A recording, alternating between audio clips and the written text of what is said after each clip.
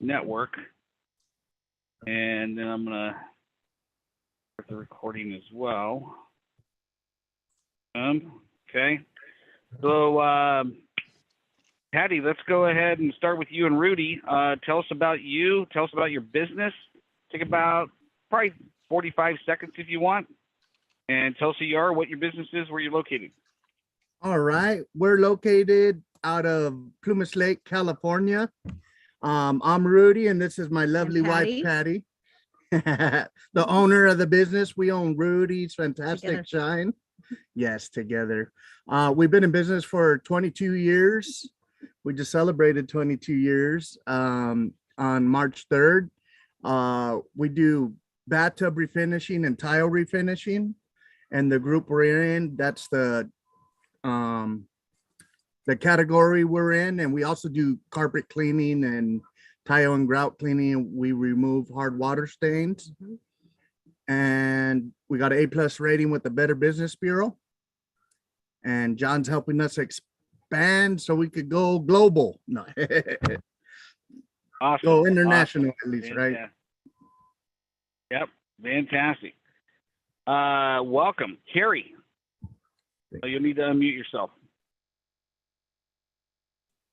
Great afternoon. Carrie Hagen-Smith with TSW Consultants. And everybody says, well, what's the TSW? The secret weapon. And what the secret weapon is profit, whether it's in your business or in your home. I work with debt solutions. Most people talk about good debt, bad debt. I talk about good interest, bad interest, and all interest going out of your pocket is bad interest. We show you how to keep it in there. Awesome. Awesome. Welcome to the call. Alan Reeves. Good afternoon, everyone. Alan Reeves. I have founded several businesses over the past 24 years. The latest one, which I am taking to market, is ShieldIQ.com and the affiliate program. Our corporate name is Identity Protection and Servicing. It is identity theft protection, credit monitoring, dark web monitoring, down to public queries like we can monitor for local sex offenders in your area and alert you when they are coming in and out. We provide and build these solutions for companies that can utilize them, whether they be security companies, insurance companies, technology companies, or for people that just want to be able to provide this as a service to their clients and create a little mailbox money commission stream. So again, that's my latest venture, Alan Reeves, Shield IQ. Love it. Alan's also the co-host here, so glad to be here with you, my brother. Christine. Hello there. So I'm Christine Glazman. My company is Storehouse Insurance Services. So we serve small businesses. Greater Sacramento area is our main footprint, but I'm licensed for all of California, and I can also help people who are out of state as well. That's a newer thing. And the other part of our business is helping people turning 65 with their Medicare plan options. Awesome. Awesome. Welcome to the call. And for those of you who don't know, I'm John Pyron, the business doctor. I've been building companies now for 31 years, 7 businesses, 3 of them, built them into the millions of dollars, sold them. Building my next one that I'm super excited, just hired the first employee here, which changes everything. And it's perfect timing for our call today. So welcome to this week's edition of the Business Owners Mastermind Call. This is the 4th Thursday. So that means we're going to talk about the administrative side of the business. This is the one area of the business that most business owners, it's the last thing that gets dealt with. And it usually gets dealt with out of desperation because, you know, you go into business, you hire a bunch of people, or actually you don't hire a bunch of people. You start off by yourself and you're doing everything. And then at some point you're like, man, I need help. Wait, I don't want to hire an employee right now. So I'm going to hire a virtual assistant, or I'm going to hire a subcontractor, or I'm going to contract some stuff out. And then you realize, oh man, it's difficult to manage all these contractors. And at some point you get to that point where you got to hire that employee. And this is the 4th time in business. The other 3, I didn't have to hire employees. This is the 4th time in business where I've had to hire a W-2 employee. And so I was talking to my wife, Allison, the other day. She goes, "What's wrong?" I'm going, "She accepted the offer letter." I'm like, oh man, here we go again. Like the largest company I built, we had 45 employees. It all started with one, right? It always starts with one employee, but the mindset shift and the mindset change that happens when you hire employees is you have to go through the experience to even identify with what I'm talking about, because you can't really read it in a book. You can't really prepare yourself for it. Yet once you do it, you realize that person accepted the offer. They gave their 2-week notice. Their entire livelihood is now in my hands. And so it's that mindset shift that happens where, hey, it used to be, hey, if I hit my goals this month, great. If I didn't hit them, I can always borrow from Peter to pay Paul. And that's how most small business owners operate their business. But at some point, you've got to make that transition. And so I'll tell you flat out, get the book, 21 Irrefutable Laws of Leadership. You need that book. You really need to digest that book. You really need to really understand what it means to be the leader in your company. And the number one rule, the number one law is the law of the lid that John Maxwell talks about. And he talks about your business is never going to outgrow your personal self-image. And the moment you bring on an employee, everything changes. In fact, I've heard many times throughout my business life, and my mentor, Grant Cardone, just recently said this on an actual call. He's like, all of you out there that don't have employees, stop calling yourself business owners. Until you hire your first employee, you're not a business owner. You are a self-employed employee of yourself. But the moment you hire that employee, now you become a business, because your job is to duplicate yourself through that individual and hire them very slowly to make sure you got the right person. But the moment you discover they're not the right person, you need to release them back to the marketplace. And so this year so far, here we are at the end of March, I've helped amongst my own client base, I've hired almost 13 employees this year. It's a different market. It is a completely different market than it was years ago. So there is a huge labor shortage in most industries.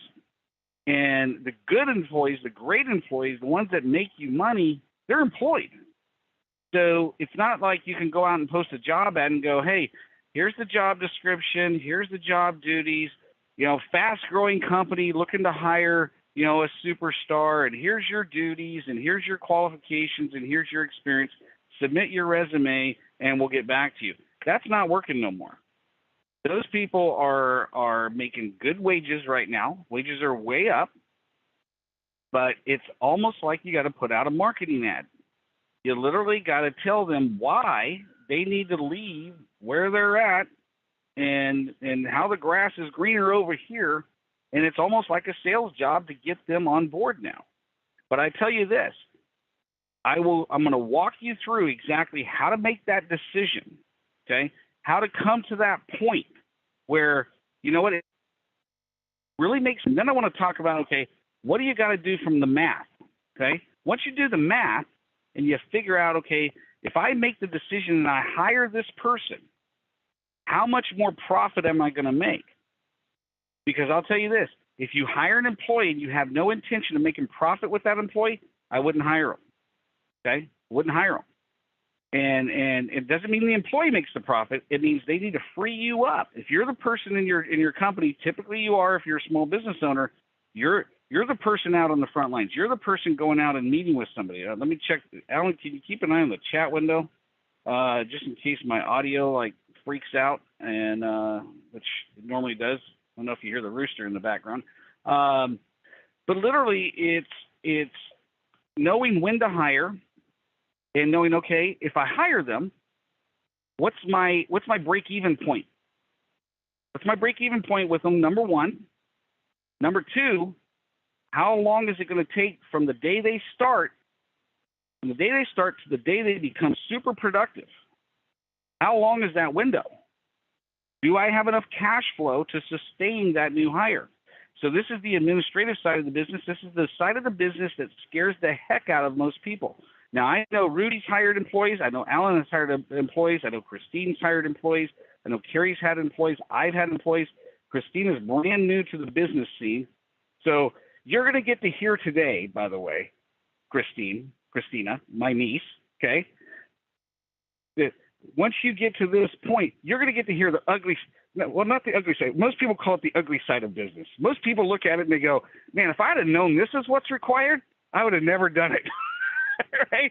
Like this is, so I want to demystify that. Employees, hiring employees and having great staff should not be something to be feared. It's the only way to scale. You cannot scale a business to the point of having your freedom or even being able to sell the thing if you don't have the administrative side of your business nice and tight.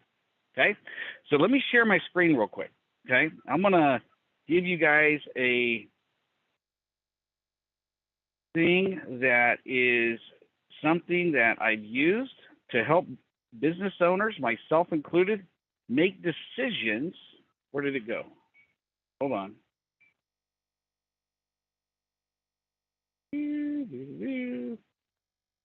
Hold on. All right. Everybody see my screen?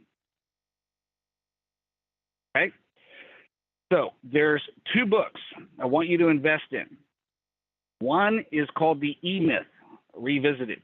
It's by Michael Gerber. Like it's considered the Bible when it comes to business systems, processes, the administrative side of your business, the technician side of your business. There is another book that came out about 2 or 3 years ago, a guy named Mike Michalowicz, and it's a book called Clockwork. I love those two books together because Gerber gives you the foundation that you really need. It doesn't matter if you're in startup mode or if you have 5 or 6 employees. That is the foundation for how you need to deal with the administrative side of the business to duplicate yourself. Michalowicz, the thing I like about Michalowicz, get the audio version, by the way. Okay, get the book too, but the audio version, he ad-libs a lot.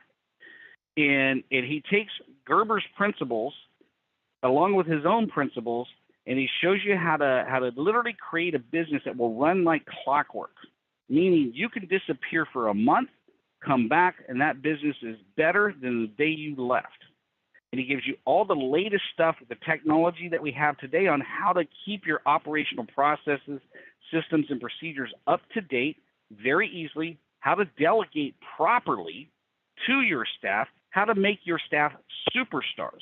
So those two books combined is like you'll knock it out of the park.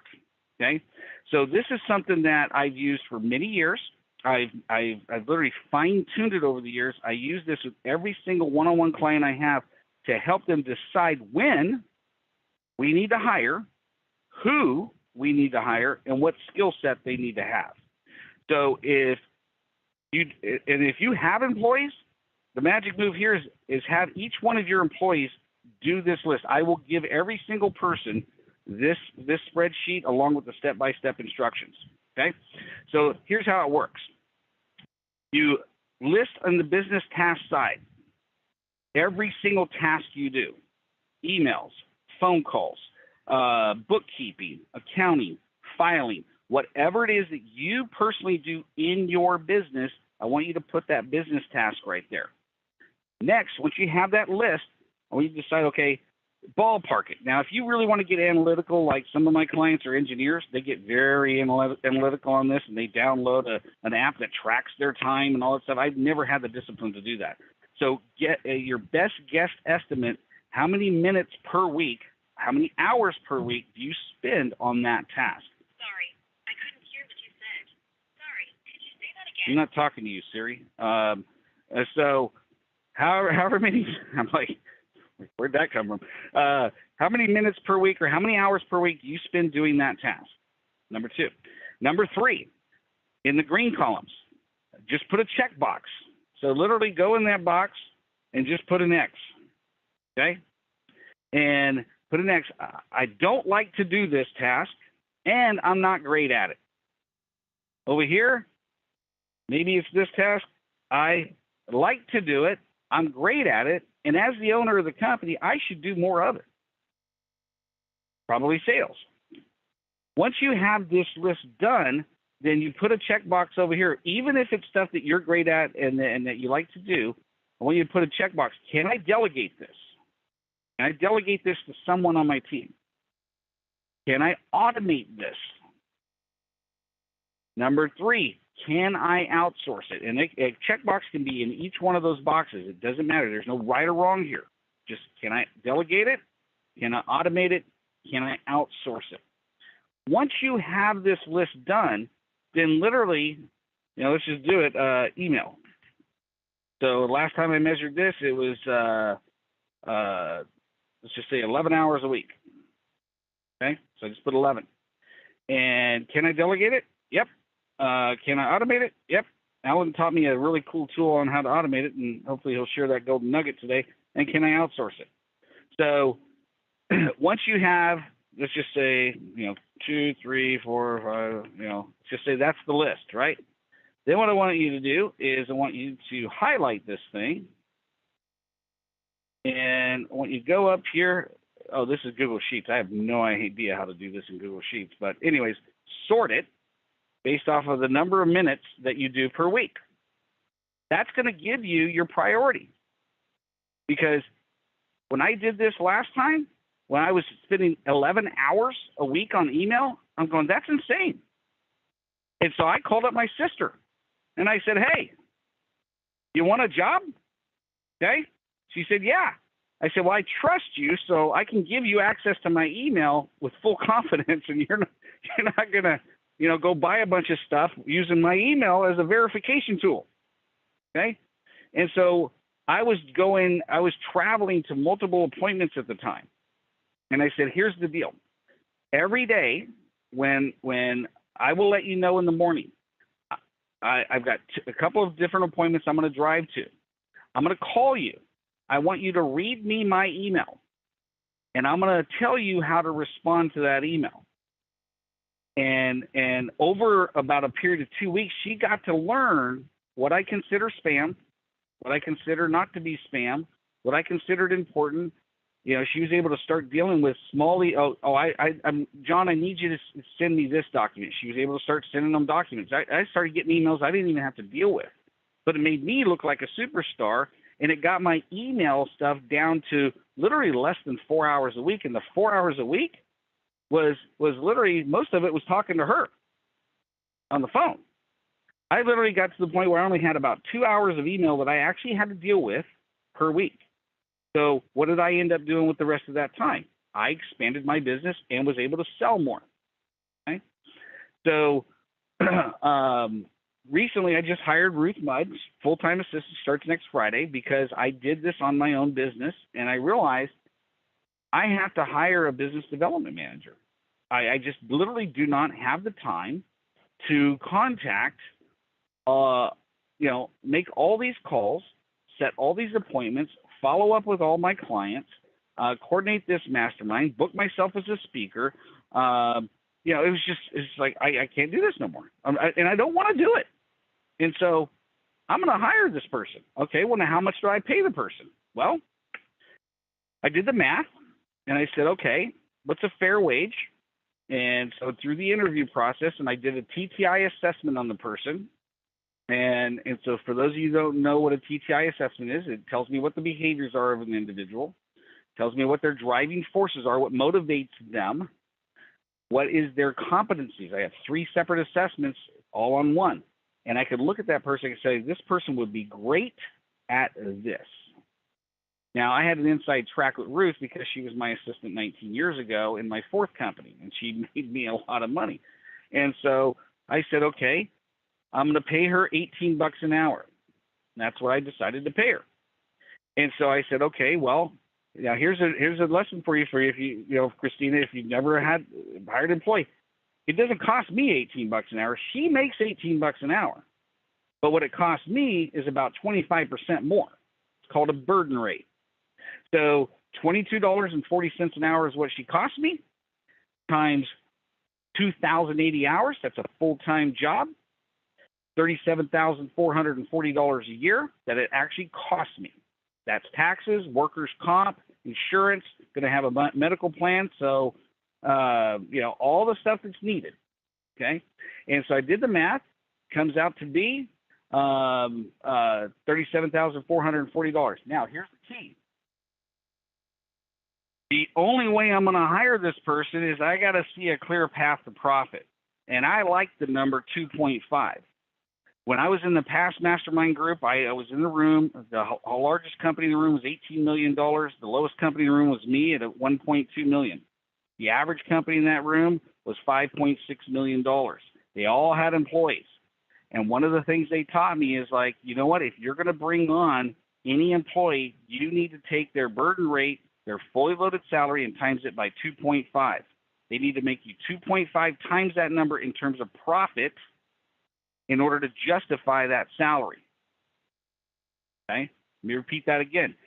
2.5 times whatever that burden rate is what they need to be able to bring to value. Doesn't mean they have to sell that profit, but I need to be able to say, hey, I'm adding this resource. That's going to free me up to go sell. And I need to be able to see 2.5 times that in profit. Otherwise, why would I do it? Why would I not just stay with an outside VA?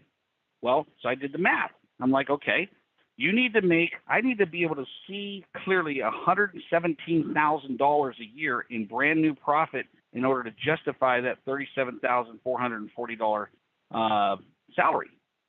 And so did the math. I'm like, okay, now the next question is, what's my break-even point? Now because this right here, until you do this task right here, hiring an employee is a very scary proposition. I need to know exactly what I have to do to break even with that person quickly, like very quickly.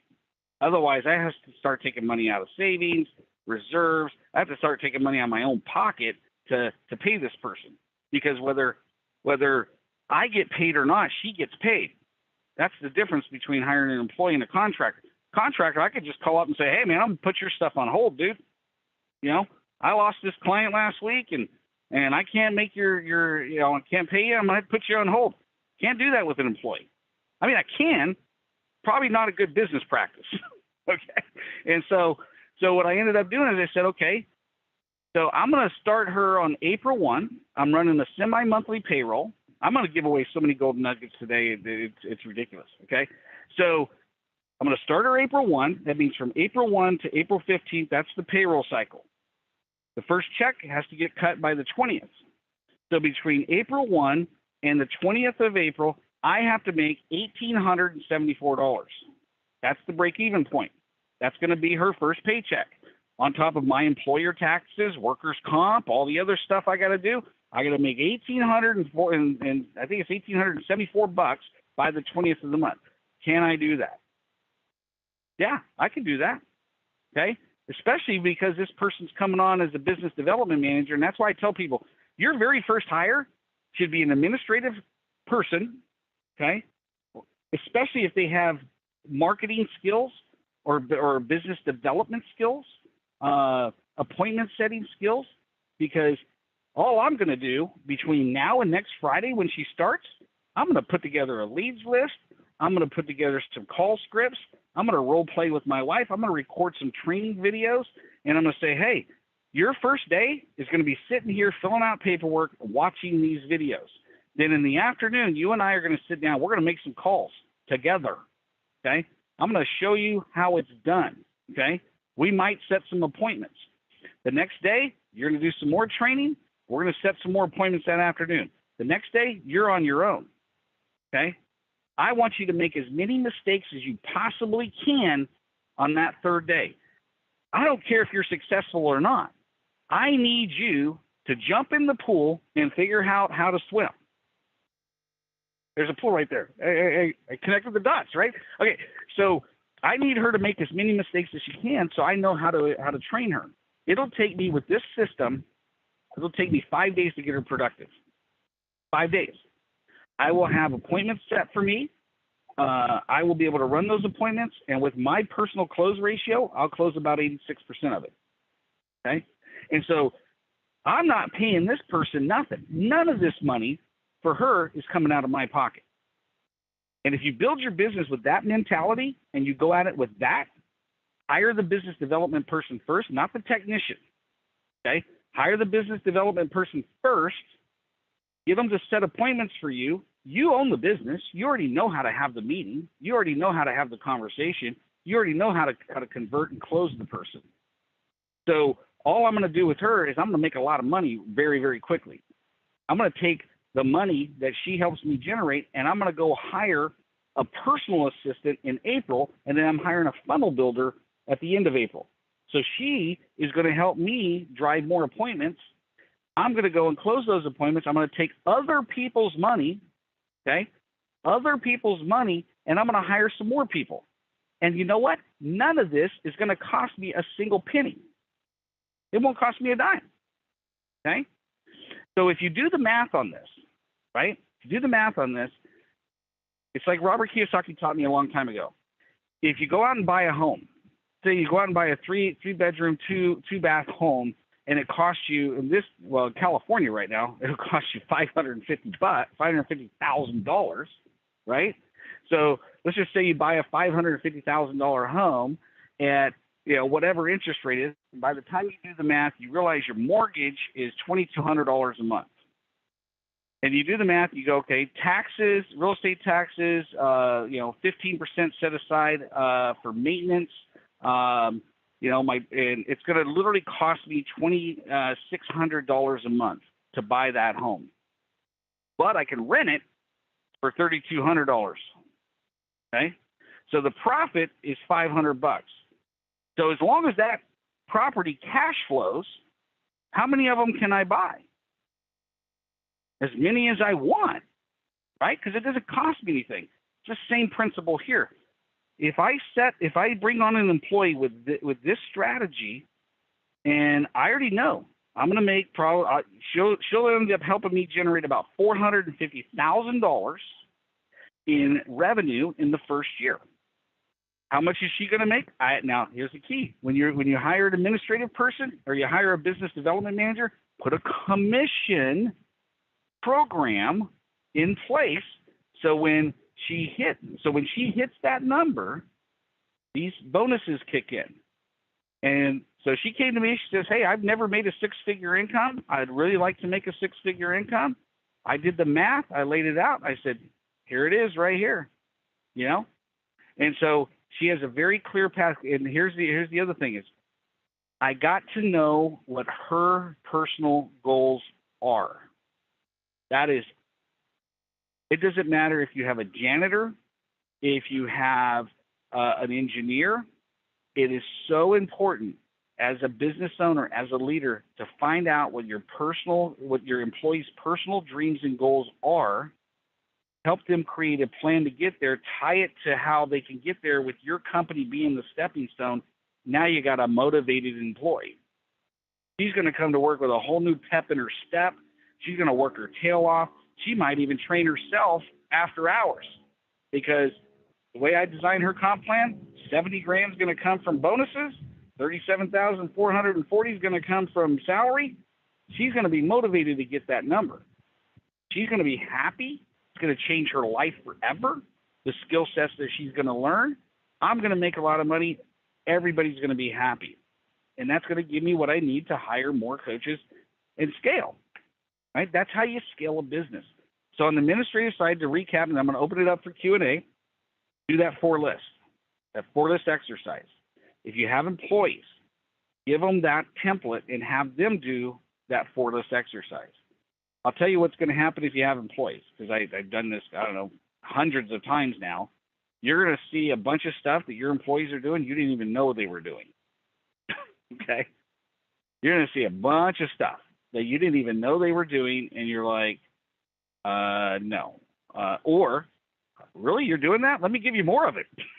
I mean, it's gonna be a really eye-opening situation. Do this exercise twice a year on yourself and your business. It's going to help you streamline the whole process and make sure that you have processes and systems in place. So once you do that, then the other thing I'm gonna drop in a Dropbox folder is all the employees I've been hiring, I had to redesign a recruiting, hiring, and motivation and retention process. Tested it out on several companies now. It works like magic. I'll drop that in the Dropbox folder as well. Because once you get the employee on board, it's like, okay, they started. How fast can I break even with them so it doesn't cost me any money at that first payroll? Okay, that's why I like semi-monthly payrolls, not weekly payrolls. You know, and all of you that have businesses and employees, you know, when you do a weekly payroll, man, that's ugly. You know, or if you pay every 2 weeks, that gets ugly 4 times a year because you got 3 payrolls in a month. You know, it's so much easier to spread it out. You know, a lot less stress. Okay, and so and then, you know, once you have that in place, sit down and set goals with your employee, hold them accountable every month, and give them the training. Now, Mike McAllowitz on his book is going to tell you this. He allows a new employee to ask questions for the first week. After that, they're only allowed to ask him questions twice a month. They're like, what? Yeah, I'm hiring you to be efficient. I'm hiring you to be a professional. I hired you to do the research.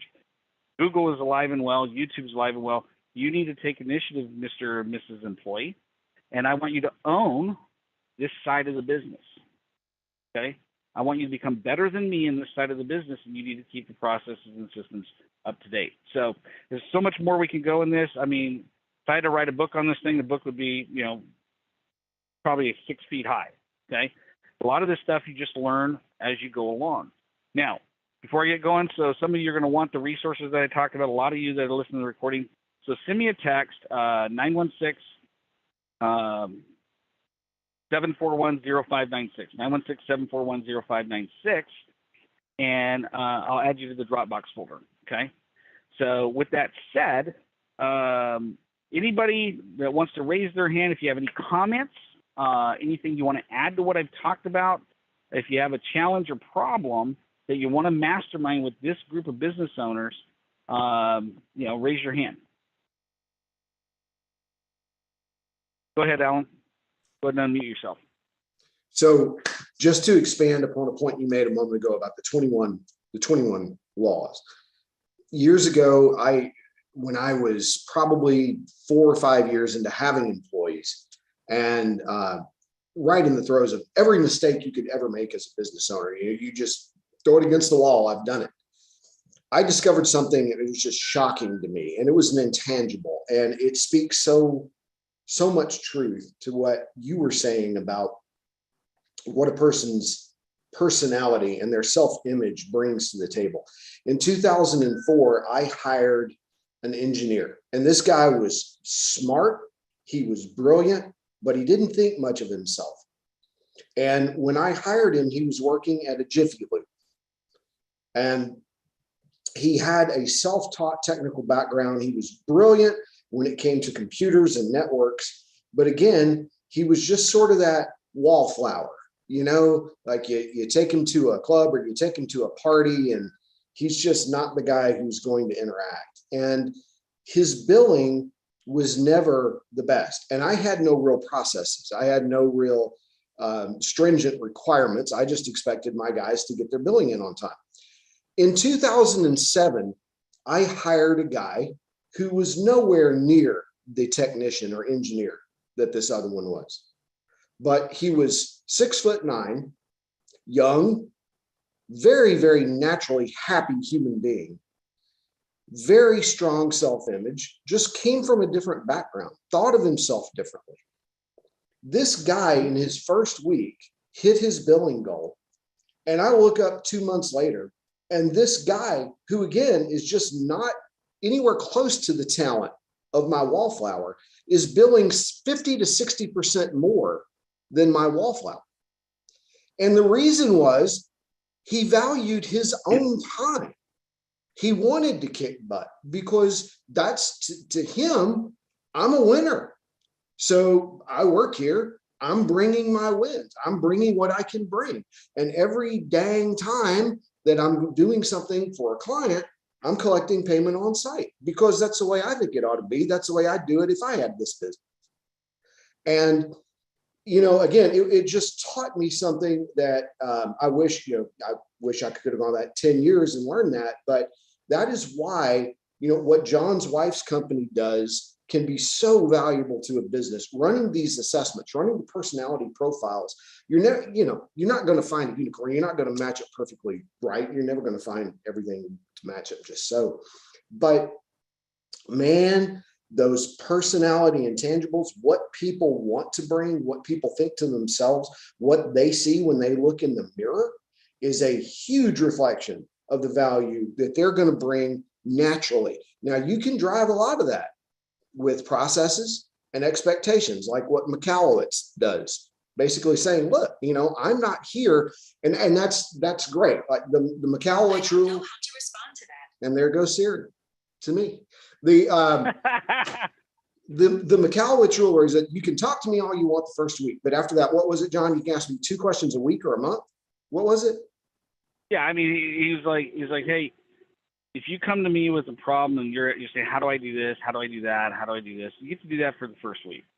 You had very nice training and stuff. After that, you get to ask me 2 questions a month. You can talk to me as much as you want, but you get to ask me 2 questions a month. So maybe I expect you to solve your own problem. Maybe that sounds, maybe to the untrained ear, to somebody new or with a startup, that sounds abrupt or it sounds rude. But think about it. If you don't lay those boundaries, then all of a sudden you will find yourself in a position 6 months down the road where you feel like you're working for the employee.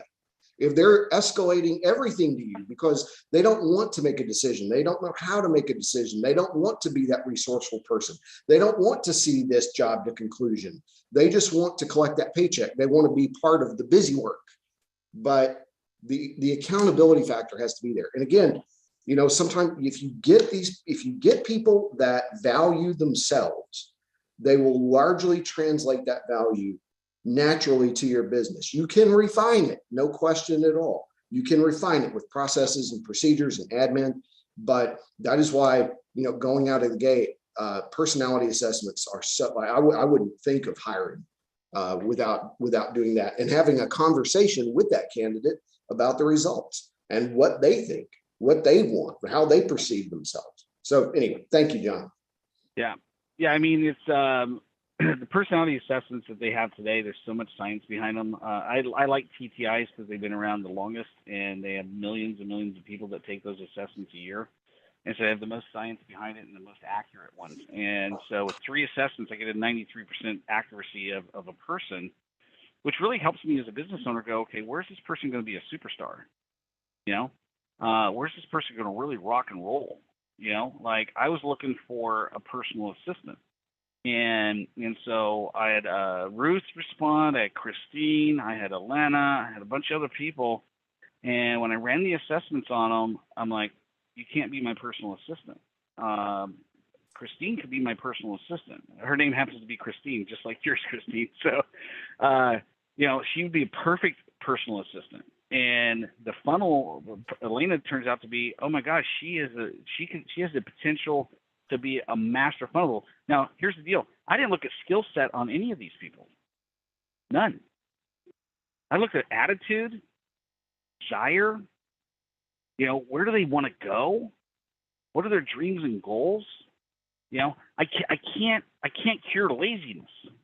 I can't get, I can motivate, but motivation's like taking a bath, man.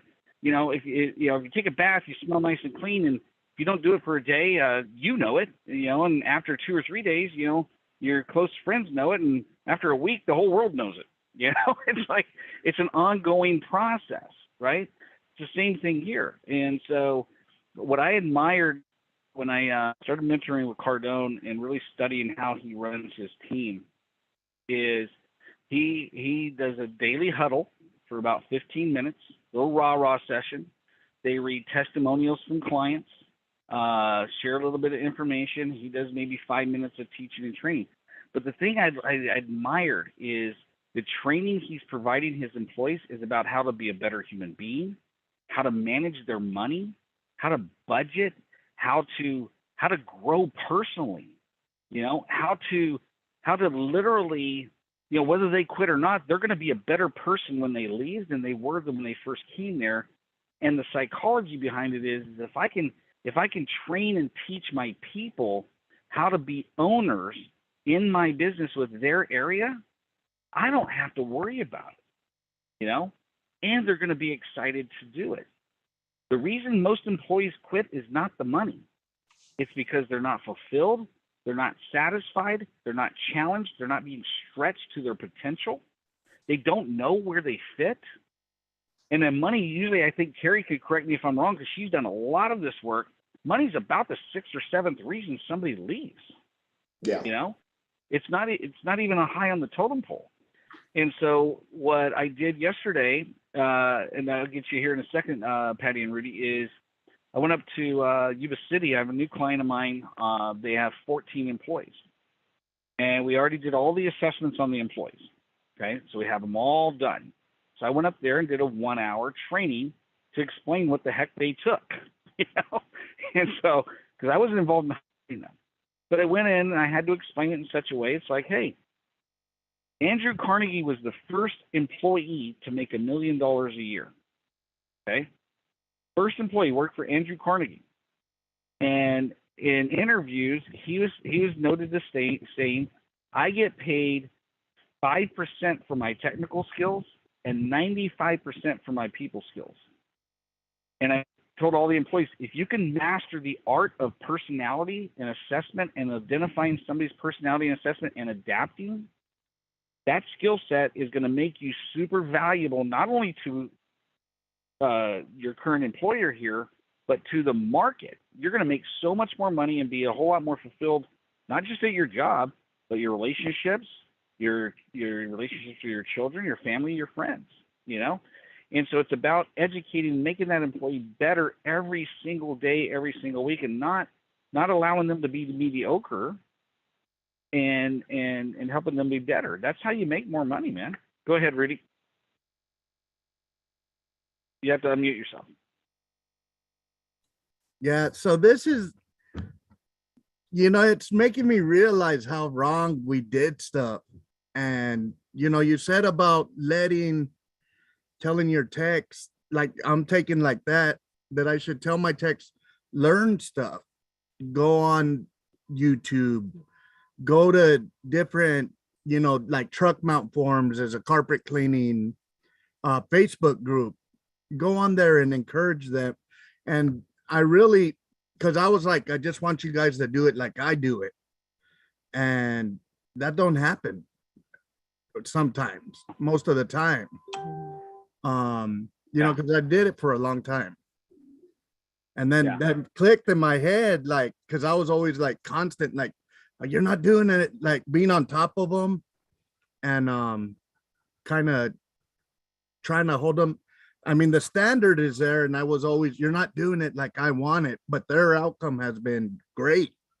The customers love them. The product they put out is amazing. But yeah, just to hear that, like, all the stuff I'm learning from you is like light bulbs turning on, and it's like shows me how wrong, like that. And I thought, because we've been in business for 22 years, that we were doing, I knew there was something wrong, but I thought we were doing a lot better than we are. Yeah, and I want everybody to hear what Rudy just said. It's like, you know what? First of all, you've been in business for 22 years. Mm-hmm. That's huge. Okay, most business owners, 85% of all small business owners don't make it past 5 years. Okay, and of the 15%, this is a well-known statistic. You go up to Small Business Administration and run it. Actually, it's 95% of all small businesses don't make it past the first 5 years. Of the 5% remaining, 95% of them don't make it to 10 years because they either run out of money or they get burnt out because they won't deal with the administrative side of their business. You guys have been able to last for 22 years, and you need to be extremely proud of that. And all the mistakes that what you call mistakes, how you did it wrong, that you've made along the way, you could not have learned it otherwise. Right. And what makes me a great business coach isn't because I was so great at building those businesses. I made a lot of mistakes along the way. it wasn't until I started consulting business owners that my acumen go like that, right? And so what I learned from this process and what I've watched Grant Cardone do is just watching him is he trains his employees how to run their own damn company. You know, like he's not afraid of them going across the street and open up a competitive business. And he just tells them, hey, this is how you manage your money. This is how you save your money. This is how you invest. This is how you do this. This is how you sell. This is how you do everything. I want you to be great. And you know what? They don't leave because they're not going to get that anywhere else. But as a result, each employee owns that part of the business, and they are superstars. So in your business, carpet cleaning business, man, it's like, hey, my expectation with you, and let's take Andrew, for example. My expectation with you is I want to work with you, and I want you to become better than me at what you do. I'm going to pour all of what I have into you to make you great. I am 100% open to any and all new ideas that's going to make the company better and make the customer service experience better. And that's the hardest part for most small business owners is letting that ego down and being open to listening. Okay. And so every single month, what I tell small business owners, until you get to the point where you have a management team, when you have 5-6 employees, sit down with them I used to call it, Carrie, a monthly review, right? Until I went up to Redding and my client, she's just a master HR person. They had 18 employees, and she goes, I need to just change that word. I'm going to change it to it's a monthly coaching session. I'm like, that is brilliant. And so she does sit down with each employee. Now she has supervisors now that do it as well, so they can divide and conquer. But she sits down with each employee once a month. I gave her this system. I said, put it in place.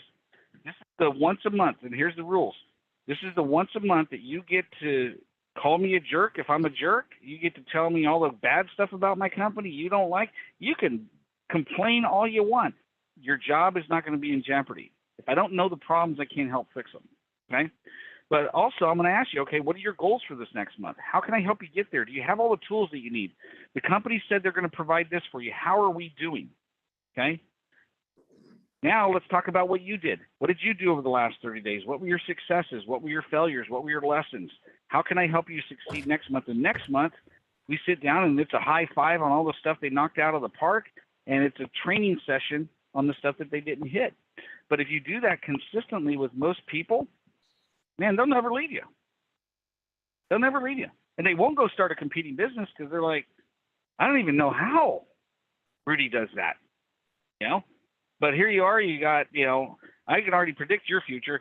Here you are, 2 years from now, you got 5 crews running, and all you are, your natural personality is you're the chief encouragement officer at that point. And you're just like, hey, you're doing great. Go, go, go, go, go, go, go. And you know what? Everybody wins, man. Everybody wins. There's only 30 million small business owners in the country. There's 350 million people. Not everybody's going to go start their own business, okay? But the ones that do have a business, it's like, hey, you can scale, And so proud of you, man. I mean, 22 years is a long time. Alan's coming up on 24 this year. Next year, we're going to fly out to Tennessee and help him celebrate his 25th, Awesome. And so it's just awesome. Carrie, what feedback you got? Because Carrie, I've known Carrie for a while. Carrie has done a lot of the stuff that we're talking about here and has been extremely successful in this space. Thank you, John. I appreciate that. Just really simple things are part of it. And that is making sure every time anybody comes to you and says, well, how do you do that? There's a great coaching question that works every time. Well, if you did know, what would it look like? And you just stop and they have to go internal and they say, oh, well, I guess I could do that. Go ahead and try it. But it's making them come up with an answer, right, wrong, or indifferent, so that they at least are now used to going, wait a minute, if I go to him, he's just going to ask me, well, if I did know, what would I do? So now I'm just going to do that, right, to myself. So that's always one coaching tip that I love all the time. One of the things about, I'm going to say the lower on the ring totem pole employee, the less connected sometimes they feel, or like they're taken into account here and it's really just a job. One of the best things we can do is, okay, you're not going to be here forever. What can you learn here that will really benefit you in the future? What is it that you'll want to take away from here? Rather than just showing up for a paycheck, show up for experience. What experience do you want? What can I help you achieve? And that makes them feel like staying, because now they're going to really work at it, right? So those are just two things that we've helped employers work with. It's good stuff. Good stuff. Christine, you have employees, right? I do not. A couple of years ago, Okay, well, this is good for you. Yeah. A couple of years ago, I did have one person, but unfortunately, we had to part ways just because I didn't have enough work for her. And I'm embarrassed to say that, but my business is very cyclical from, I'd say, September, or really, I guess, the end of September up until around Christmas. It's absolutely crazy. It's off the hook. It's kind of like how CPAs are, right now. But after that, like January until about, I'd say, June, it's very quiet, like how it is right now. And so that's always been, it's been difficult to even think how I would hire an employee, I have hired outside contractors before to do telemarketing. It didn't work out at all. So I haven't been, business development. I haven't been real motivated to look at that yet. And I'm just going to be totally honest. I'm embarrassed to say that I've been doing this for 14 years and I still don't really know how to generate business. People just call me. The only thing I know how to do, I do my job really well. I take care of people. I care about them. I never try and guess anything. And so I'm still asking questions of my general agency partners and carriers, because I don't ever want to guess something. I'm always double checking something and making sure. I don't think you ever want to guess when you're dealing with people's money and insurance and people's employees' medical plans. So I don't ever guess on that, even with all of my years of experience and my knowledge. This industry can be a moving target. Laws change, and so. But yeah, so that's kind of where I'm at. I mean, I've had great growth every year. My business has grown 15%, which is really good. Yeah, thank you. And I made a leading producers roundtable last year. That was super exciting. It's kind of like $1 Million Roundtable, but in like they have that in life insurance, but inside of health insurance. So that's super exciting. But I don't consider myself a big fish in our industry at all.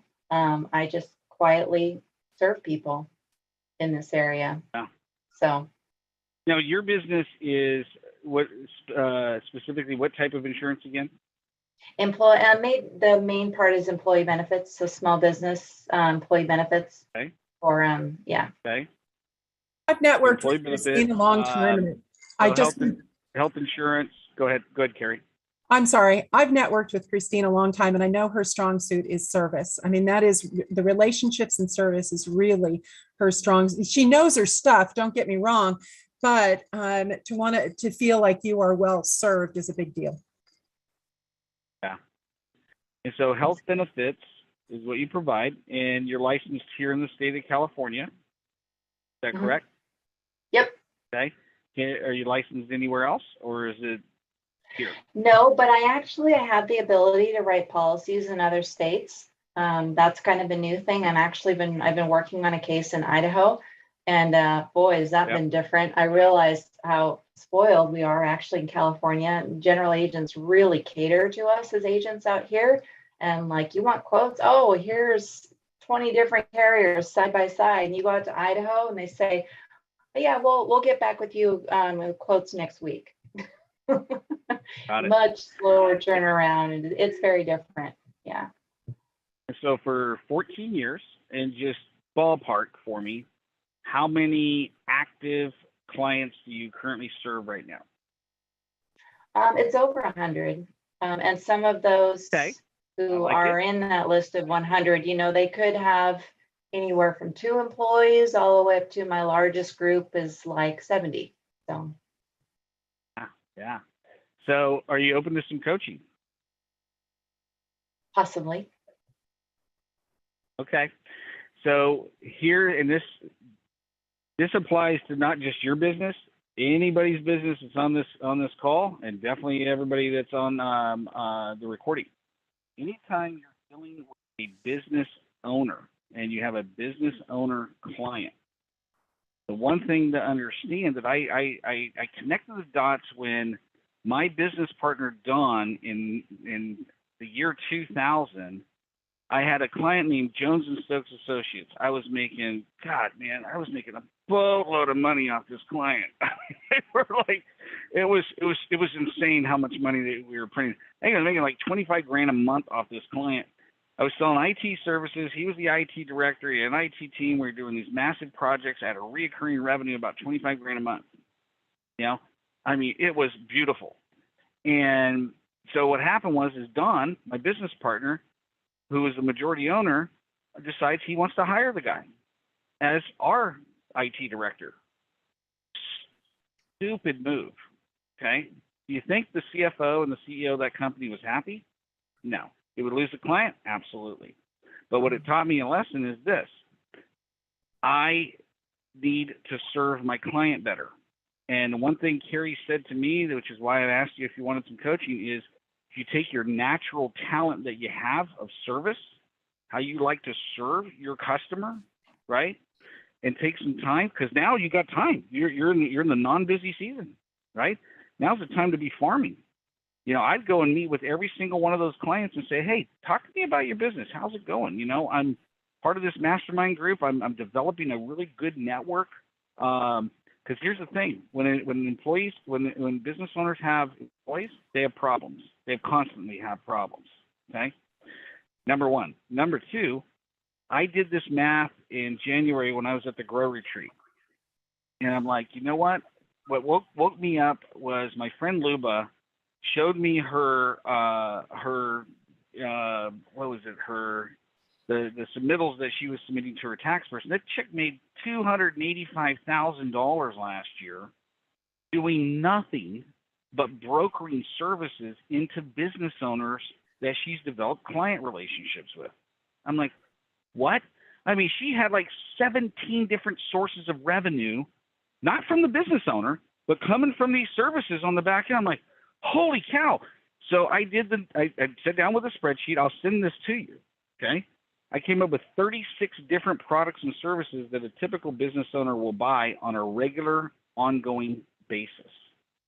And one of the key reasons I've hired Ruth is I'm like, I'm going to develop relationships with so many different services that my clients buy.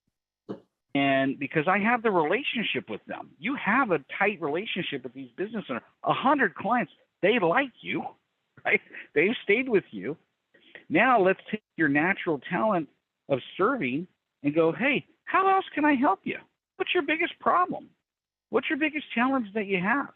Maybe they have an HR problem. Maybe they have an IT problem. Maybe they have, a documentation, a hiring problem. Whatever problem they have, it's your time to shine. You get to go out, and even if you don't have somebody in your network, always say yes. Say, you know what? If I can find somebody to solve that problem, would you like me to refer them to you? Whether you get paid or not is irrelevant. I stopped chasing the money a long time ago. And actually it was March 19th, 2014 to be exact. I got sick and I could not close the deal to save my life. And it was like God said, okay, I sent you 75 people to help, but because they don't want to pay you the money, you're not going to help them? Really? Why don't you go out and find 20 people to help and I'll take care of the money? The very first person that I tried to help was a pastor. I'm like, it's $300 a month. I can't do that. Well, what can you do? 50. I go, what's the problem? He goes, well, I'm a pastor at a church. I'm like, okay, I think I had a conversation with God this morning. He told me to go out and help people. He would take care of the money. The first person you send me is a pastor. Okay. Funny, right? And so literally within 14 days, my income was over $9,000 a month. Here's the point of the story. You have these relationships. They know, like, and trust you. You have a natural heart of serving. And so what I want you to do, I'm going to send you a list, okay, of all the services. Myself, Alan, Carrie, we have a massive network of resources. So if you don't have these services in your network, we can make some introductions for you. But now you can go into your client and go, hey, what else can I help you with? Whether you get paid or not is irrelevant. Once I switch that attitude, the money just shows up from all kinds of locations. Whether I get paid directly for referring somebody or not, I don't know. But I get referred a lot, and there's a lot of back-end money there that you can make that will fill that gap between the December timeframe and the June timeframe. Okay? Because literally, you'll have probably, if you take what I'm talking about with the help of Carrie, now you know Alan, myself, you implement this strategy, what you'll find 2 years from now is probably 50 to 55% of your income is not going to come from your insurance services. It's going to come from all these back-end relationships that you've referred into clients because you've helped them. They're going to be happy. They're just going to be super happy. They're going to refer you like you wouldn't believe because it's like, hey, you need to work with my benefits person, Christine, because she not only rocks it with benefits, but dude, if I have any problem, I just call her. Somehow she magically solves the problem. So that's why you need to switch from your benefits person to her, because she's a lot more than just a benefits person. See what I'm saying? Mm-hmm. Okay. I'm excited for you because Carrie knows you. She knows. Carrie knows this strategy. You have that natural talent of caring, and you should maximize the heck out of that. So, yeah. Christina, you've been quiet. Okay, you're my niece, so I'm going to put you on the spot. Okay, so you're just getting started in business, and you have any questions? I mean, there with the combined experience on this call, there's probably 100 years of business experience, and you're brand new in business. So you have 5 mentors here. What is the one thing that you would like to ask that the 5 of us can give you input on? The one thing that I probably need a lot of help with would probably be budgeting. That's what I would need help with. Prioritizing. And I think that's pretty much the gist of what I need. I need water. Okay. I need water. She's painting. I got a little painting, the kids' workshops from work, and so she's painting it. Can I give you a quick tip on having children with you when you work? Yes. One of the best things is, especially if you do sales like this on the phone or on Zoom a lot, right? Mm-hmm. Is to have a basket of things that only they get to play with while you're on the phone or online. So mommy's doing business, you can use the business basket. Nope, mommy's not doing business anymore because now they want to be quiet and be able to, but you have to be quiet if you use this, right? Or this is all about while I'm on here, you know what that means, and it works like a charm. Awesome. Awesome. Anybody else got some feedback for Christina?